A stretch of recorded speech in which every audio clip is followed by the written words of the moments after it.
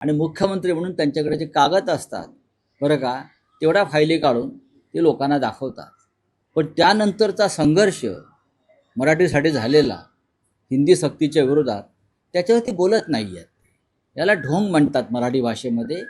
आज जो मराठी भाषा दिवस आहे, त्या मराठी भाषेत या त्यांच्या वर्तणुकीला शुद्ध ढोंग म्हटलं जातं. तुमच्या नेतृत्वाखालील मंत्रिमंडळाने घेतली पुराव्यानिशी आकडेवारीनिशी जाहीर केलं. त्यावेळेस सभागृहात तुमच्या पक्षाचे आमदारही होते. मग त्या आमदारांनी उत्तर द्यायला पाहिजे होतं. ठाकरे होते, एक लक्षात घ्या, अनेक आमदार होते आणि त्यांनी पुराव्यानिशी सगळे दाखवलं. मी सरकारमध्ये नव्हतो.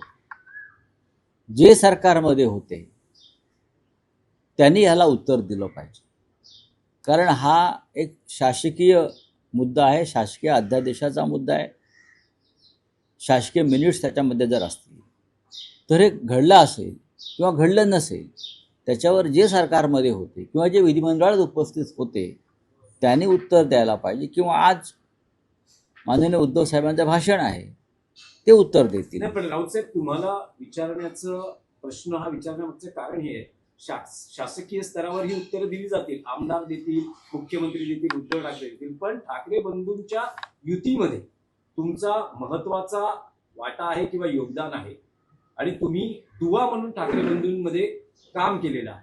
त्यामुळे स्वाभाविक आहे तुम्हाला हा प्रश्न आपण विचारलात. याबद्दल आजच्या मराठी भाषा दिनी मी आपलं अभिनंदन करतो, आभार मानतो.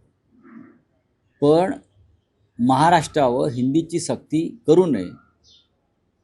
सरकारी कागद काय म्हणतो, त्या कागदाची अंमलबजावणी कधीच झाली नाही. उलट ही सक्ती जेव्हा केंद्र सरकारनं करण्याचा प्रयत्न केला तेव्हा माननीय उद्धव ठाकरे व माननीय राज ठाकरे यांनी हातात हात घालून बरं का, खांद्याला खांदा भिडवून या सक्तीविरुद्ध एक संघर्ष केला. हे सुद्धा मुख्यमंत्र्यांना समजून घेतलं पाहिजे ना. कागद कसले दाखवत्या विधिमंडळामध्ये, कागद असे आम्ही खूप कागद दाखवू शकतो. हां, तुम्ही कागदावर चालत असाल, आम्ही जमिनीवर चालतो. नाही, पण मुळात जे धोरण उद्धव ठाकरेंनी जाणलं त्याच्या विरोधात उद्धव ठाकरे लढत होते. कारण मुख्यमंत्र्यांचं असं म्हणणं आहे की महाराष्ट्रात सक्ती ही फक्त मराठीचीच होती.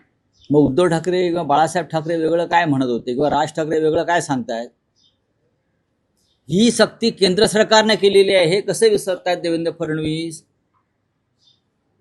त्रिभाषा सूत्रीचा दबाव हे नरेंद्र मोदी आणि अमित शहाने आणला आणि राज्यांवर दबाव आले, राज्य संघर्ष करत राहिली. हे फडणवीस सांगायला विसरतायत. ही त्रिभाषा सूत्री ही जी आहे, हिंदी, मराठी, अन्य वगैरे सगळं, त्याच्या विरुद्ध तेव्हा संपूर्ण देशच संघर्ष करत होता ना. दक्षिणेतली राज्य, पश्चिम बंगाल, महाराष्ट्र, कर्नाटक या सगळ्या राज्याने आवाज उठवला त्यावेळेला. महाराष्ट्र आणि तामिळनाडूनं जास्त आवाज उठवला, बंगालनं जास्त जोरात आवाज उठवला. फडणवीस हे सांगायला कसं काय नेमकं विसरतात? फडणवीस ज्या गोष्टी सांगायला पाहिजे आवर्जून त्या सांगायला विसरतात आणि मुख्यमंत्री म्हणून त्यांच्याकडे जे कागद असतात बरं का, तेवढ्या फायली काढून ते लोकांना दाखवतात. पण त्यानंतरचा संघर्ष मराठीसाठी झालेला हिंदी सक्तीच्या विरोधात, त्याच्यावरती बोलत नाही आहेत. याला ढोंग म्हणतात मराठी भाषेमध्ये. आज जो मराठी भाषा दिवस आहे, त्या मराठी भाषेत या त्यांच्या वर्तणुकीला शुद्ध ढोंग म्हटलं जातं.